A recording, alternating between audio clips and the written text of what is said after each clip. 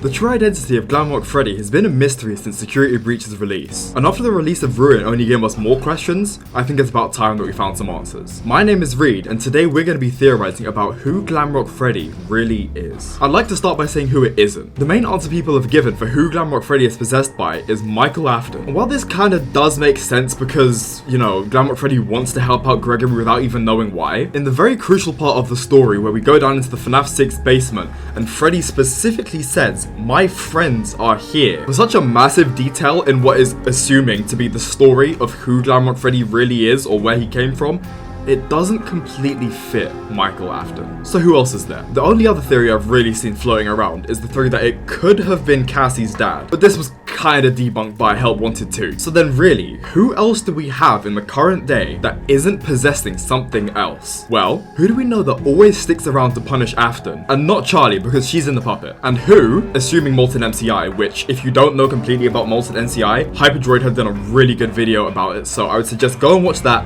then come back to this one. Who, assuming Molten MCI, would still be trapped in the FNAF 6 basement full of rage and agony? And who would be actively aware of kids going missing from the Pizzaplex and trying to stop this? I think that the spirit possessing Glamrock Freddy is none other than Cassidy from the original Golden Freddy suit. And I know that's crazy to say just outright, so let's go over some things. First of all, when did this happen? I think this is probably a while before we come to the Pizzaplex as Gregory. We know from a certain Glamrock Freddy voice line that there have been other iterations of Freddy, and that some of these iterations have been aggressive. And I think, even though there's not a lot of evidence for it, that it's entirely possible that this was Vanny using the Glamrock Freddy endoskeletons to test Remnant on an animatronic. We see in the movie and the books that Afton likes to have control over his victims in the form of animatronics. Therefore, having the spirit of Cassidy controlled by Glamrock Freddy, who would usually come back again and again to torture and stop Afton, as he always did, would be the perfect revenge for Afton. I believe that possibly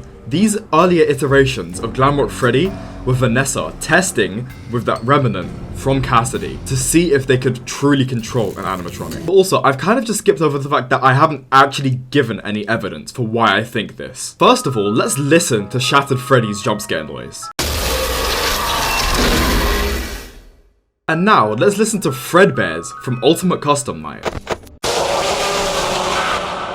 Other theorists like FNAF have used these jump scare noises as evidence for earlier theories, like getting the Nightmarian jump scare from the Nightmare Staffbot jump scare noise. If you listen very closely in the background of Shattered Freddy's jump scare noise, you can kind of hear faint jump scare noise of Fredbear in the background. A computer's CPU is very similar to the processing of a frontal lobe in humans. Both have heavy influence over the processing of information received. Therefore, when this is removed, that high level of processing is now impossible. In Security Breach, when Freddy hears the voice of a child at the start of the game, he says, "Who is that?" and then tries to protect him. However, in Ruin, after the removal of his head, and therefore probably his CPU, Freddy can no longer process that information he's receiving. I should mention now that in computers, if you remove the CPU, you remove all function. But in Freddy's case, just like how in humans, the removal of the frontal lobe causes high levels of aggression, according to my theory, Freddy would have the angriest spirit of all of them within him, and therefore would still have some level of functioning from the spirit, but with no other emotion except anger. And therefore what is left is the agony of Cassidy. One small detail in Ruin that isn't exactly evidence but does help my theory is that there is one particular vent in Phasablast. All of the walls in the AR mask are lined with spray paint that say particular things. Bad Bear,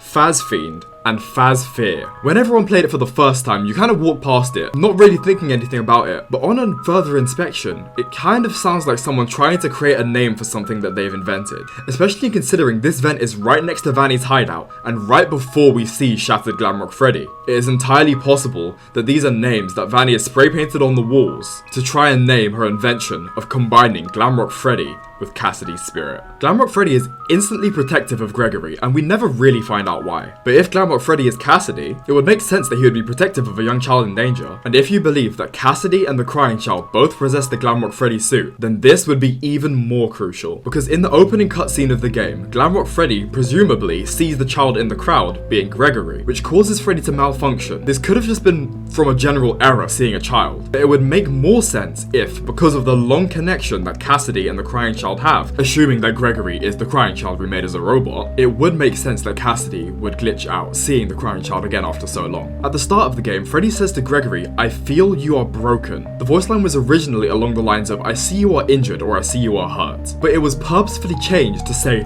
"I feel you are broken." Freddy doesn't literally see that Gregory has some sort of injury, but instead can feel that he is broken, which is a very specific choice of word that links directly to the crying child. If Gregory really is a robot version of the crying child, it would make sense as to why Cassidy can feel that he is broken rather than see an injury, due to their long-time connection being in the same suit. Going back to Shattered Freddy, let's take a look at the design. One of the major details is the large stomach mouth in the center of the chest. And who else do we know that has a giant stomach mouth in the center of their chest?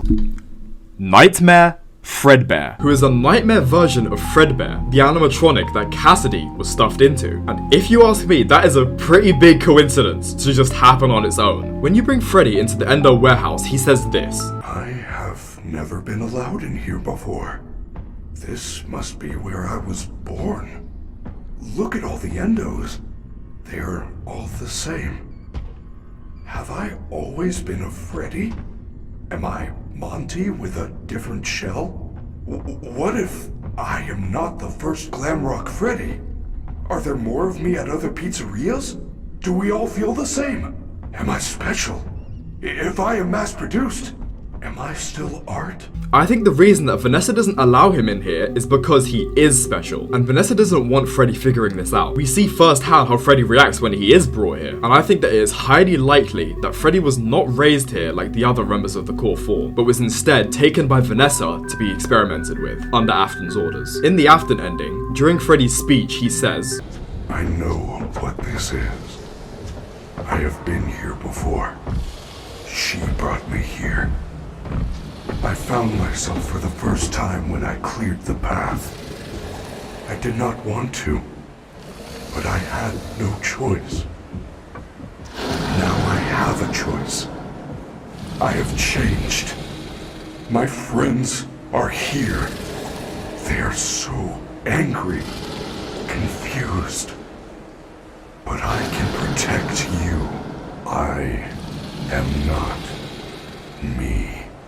When Vanessa brought him down to tunnel to the pizza place, Freddy literally found himself. The way I see it is that when Freddy was originally possessed by the spirit of Cassidy, just like the original 4 animatronics in the first game, they don't exactly remember who they were. But upon Freddy going to the FNAF 6 basement, assuming Molten MCI, Molten Freddy would have been burned and therefore released Cassidy's spirit. This would have been the last place that Cassidy would have been. Therefore, by returning to this place, Freddy regains a lot of his memories, not necessarily all of them, but most of his memories of being Cassidy, and proceeds to stop Afton like Cassidy always does. He recognizes that he has changed since he was last here, having gained the spirit of Cassidy, and therefore no longer being himself as Glamrock Freddy. Instead, now Cassidy, whose friends are here. This definitely doesn't fit Michael, because these guys are not his friends, as we have seen throughout the games. But every single one of them are Cassidy's friends, one way or another. And finally, it doesn't seem like Vanessa treats Glamrock Freddy the same way as the rest of them. We see how she treats the others, as she puts Monty in charge when she's looking for Gregory, but compare this to how she talks to Freddy, who she puts on lockdown like a parent grounding a child, and talks to him in this same demeaning way in every interaction. And with all that evidence out the way, my theory is complete.